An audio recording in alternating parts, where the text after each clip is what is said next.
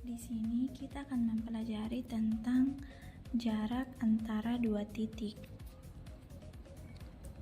Perhatikan gambar di samping. Terdapat 3 anak saling mengoper bola. Perhatikan pula posisi mereka. Posisi mereka dapat kita beri nama dengan titik. Misal, posisi anak yang mengoper bola kita beri nama titik P X1 Y1, dan anak yang menerima operan bola kita beri nama titik Q X2 Y2. Maka kita dapat menentukan jarak antara P dan Q. Menentukan jarak antara dua titik di bidang.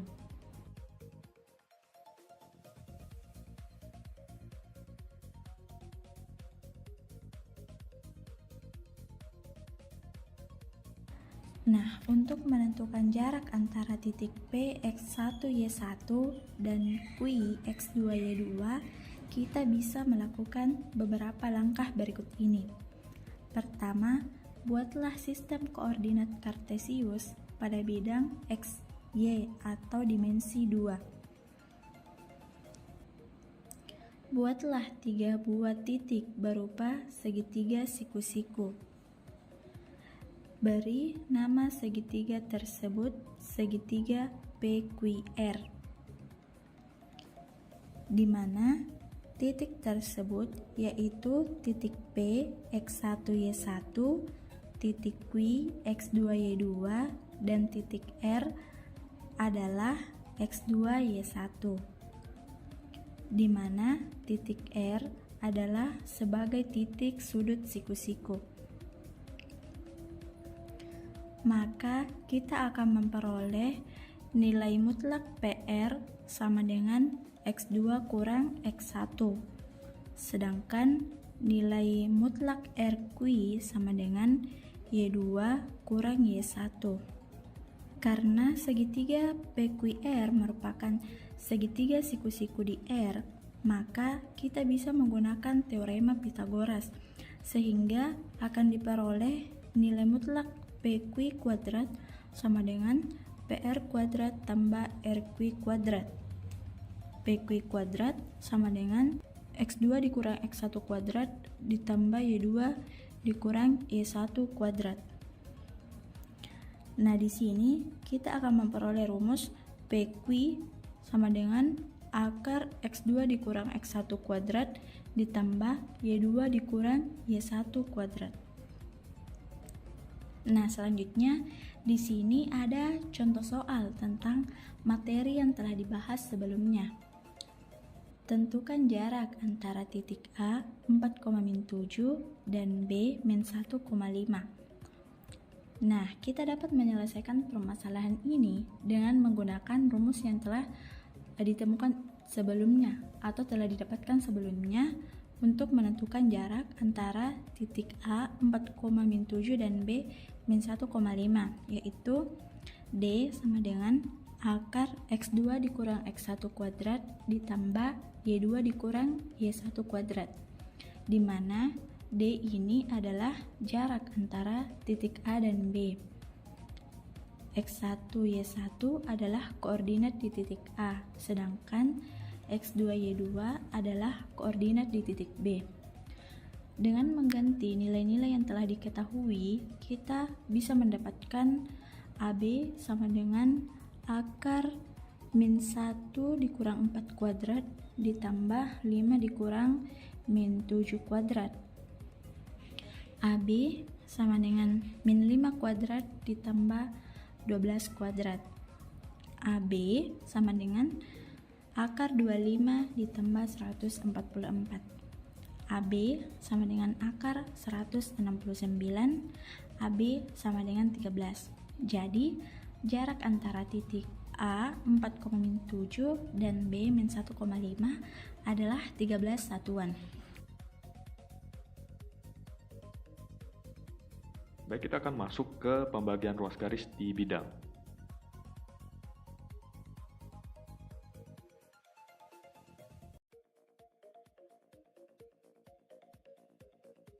Nah, misalkan ada segitiga siku-siku. Segitiga siku-siku ini kalian perhatikan sisi miringnya itu P dan Q. Nah, ada titik di antara P dan Q itu. Titik T, saya namanya titik T. Nah, titik T ini saya tarik garis dari titik T ke sumbu X. Kita peroleh absis dari si titik T ini.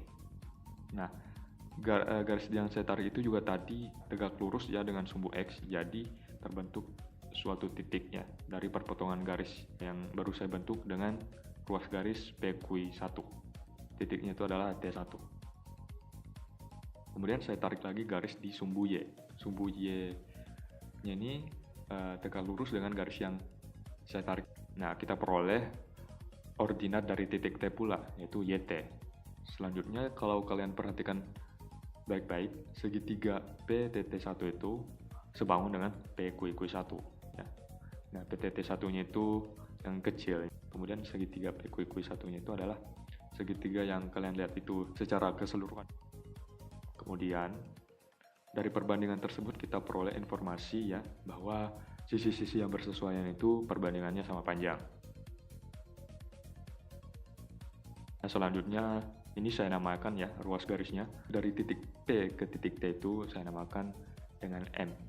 Kemudian dari titik T ke titik Q saya namakan dengan ruas garis N.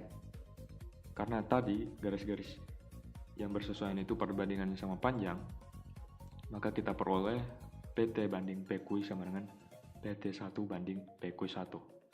Ya, jadi ini kita tinggal samakan saja. PT itu apa? PT itu M. PQ itu apa? PQ itu adalah penjumlahan dari M dan N-nya itu. Kemudian PT1 itu apa? PT1 itu kalau kalian lihat pada gambarnya, PT1 itu adalah selisih antara XT dengan X, ya kan? Kemudian PQ1 itu adalah selisih dari X2 dan X1. Maka kita peroleh persamaan. Nah, persamaan ini kalian bisa jabarkan ya.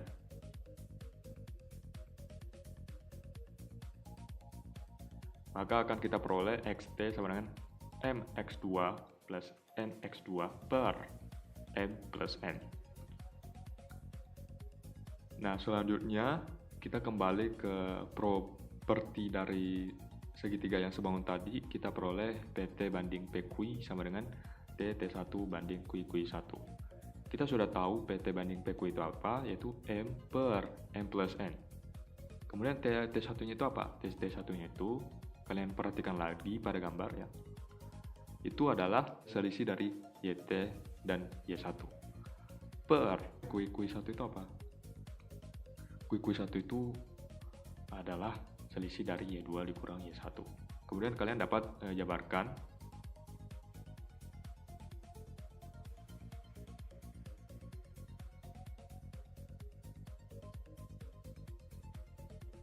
nanti kalian peroleh YT-nya itu sama dengan M Y2 plus N Y1 per M plus N. Nah, dari sini kita peroleh rumus dari koordinat titik T yang berada di antara titik P dan Q itu adalah sebagai berikut. Nah, selanjutnya ada kondisi di mana T itu berada tepat di tengah ruas garis PQ. Nah, kalau seperti ini, T-nya itu membagi ruas PQ dengan perbandingan M banding N itu sama dengan 1 banding 1. Nah, kita peroleh rumus dari koordinat titik T itu saat T-nya berada tepat di antara ruas garis PQ itu adalah untuk XT-nya itu adalah X2 plus X1 per 2. Sedangkan untuk ordinatnya itu atau Y-nya itu adalah Y2 plus Y1 per 2. Nah, sekarang ada contoh soal. Tentukan titik yang terletak pada PQ dengan P-nya itu adalah min 5,1 dan Q-nya itu adalah 3,5. Sehingga perbandingan dari ruas garis itu adalah 3 banding 5. Jadi titik kita ketahui ya, titik yang berada di tengahnya itu adalah T. Nah, ini langsung saja ya. Nah, kita masukkan ke dalam rumus semua yang kita ketahui. M-nya itu 3 dan N-nya itu adalah 5. Kalian bisa masukkan langsung ke rumus. Saya ingatkan bahwa misalkan kalian ingin menganggap bahwa P-nya itu X-nya X2 dan Y2. sedangkan Q-nya itu X1 dan Y1. Nggak masalah, kalian jadikan P-nya menjadi X2, Y2, sedangkan Q-nya X1, Y1, itu nggak masalah sama sekali. Nah, jika kalian masukkan nilai-nilai tersebut yang kalian ketahui ke dalam rumus, kalian akan peroleh hasilnya, yaitu koordinat dari titik T itu adalah min 2, min 5/4. Jadi pada materi ini kita akan menentukan jarak dua titik di ruang.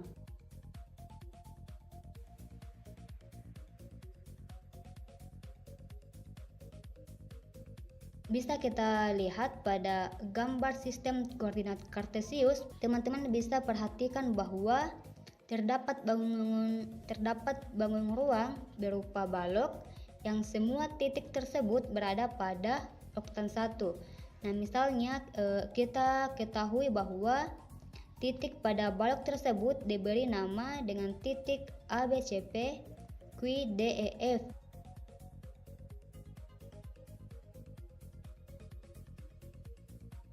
Nah, sehingga kita peroleh nilai mutlak PA sama dengan nilai mutlak X2 dikurangi dengan X1, nilai mutlak AB sama dengan nilai mutlak Y2 dikurangi dengan Y1, dan nilai mutlak BQ sama dengan nilai mutlak Z2 dikurangi dengan Z1.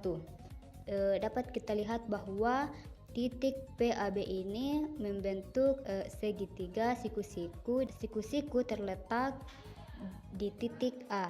Maka berdasarkan dengan teorema Pythagoras diperoleh nilai mutlak PB kuadrat sama dengan nilai mutlak PA kuadrat ditambah nilai mutlak AB kuadrat.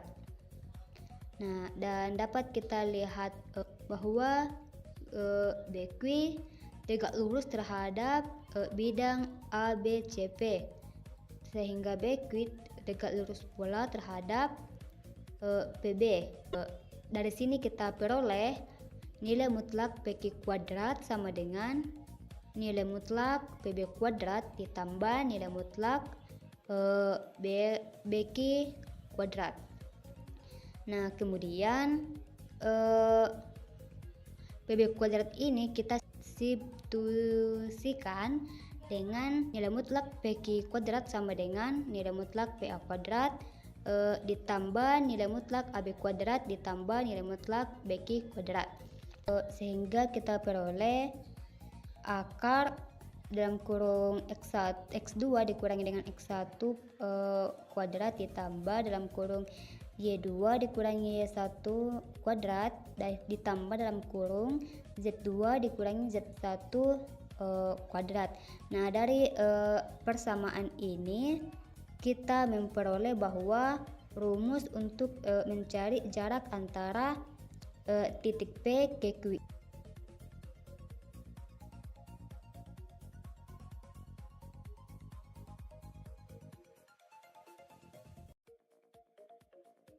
Setelah mempelajari pembagian ruas garis di 2 dimensi, selanjutnya kita pelajari pada 3 dimensi, yaitu pembagian ruas garis di ruang.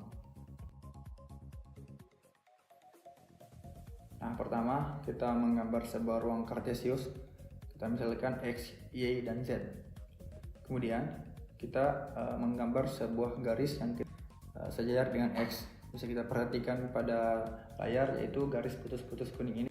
Kemudian kita menggambar pula sebuah garis putus-putus merah, 3 buah garisnya itu yang sejajar dengan Y. Kita berikan titik A, T1, dan B. Kemudian A dan B kita berikan garis lagi yang sejajar dengan Z. Alhasil menghasilkan titik P dan Q. Dan P dan Q ini kita hubungkan sehingga menghasilkan sebuah garis PQ. Nah, misal jika kita memberikan sebuah titik di antara PQ dan titik itu berada di atas T1. Misal kita berikan titik T, maka titik atau garis, maksud saya garis PQ ini dibagi menjadi 2 karena adanya T. Kita misalkan garis PT sama dengan M dan TQ sama dengan N. Nah, kita perhatikan kembali dulu bahwa garis yang hijau ini sejajar dengan Z, dan garis yang 3 buah garis yang merah itu sejajar dengan Y.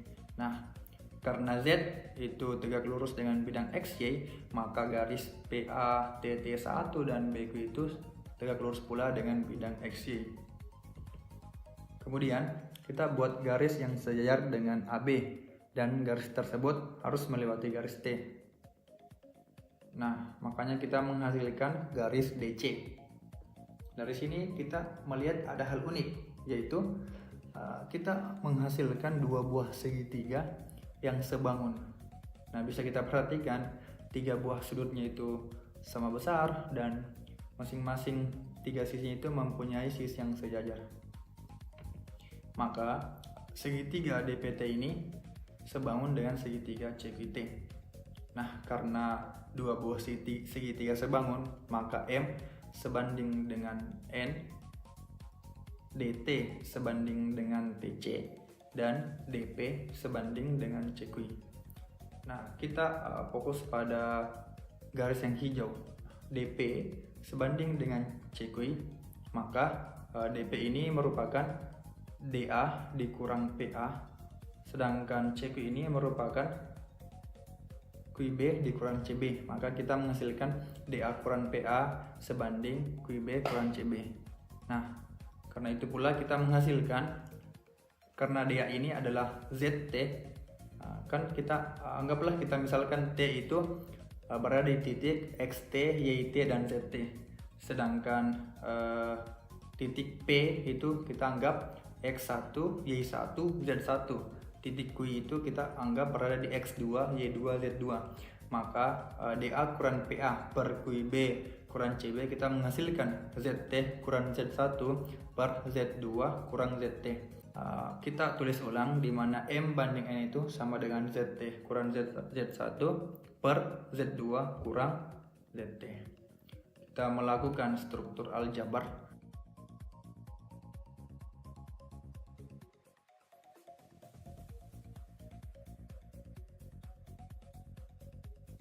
ZT itu sama dengan MZ2 ditambah NZ1 per M tambah N. Nah, begitupun jika kita garis PQ ini diproyeksikan terhadap bidang Z0X, karena kan tadi kita proyeksikan terhadap bidang X0Y, makanya kita cari garis yang tegak lurus, makanya kita gunakan tadi garis hijau. Kemudian jika kita proyeksikan terhadap bidang Z0X, maka diperoleh persamaan YT sama dengan MY2 tambah NY1 per M tambah N.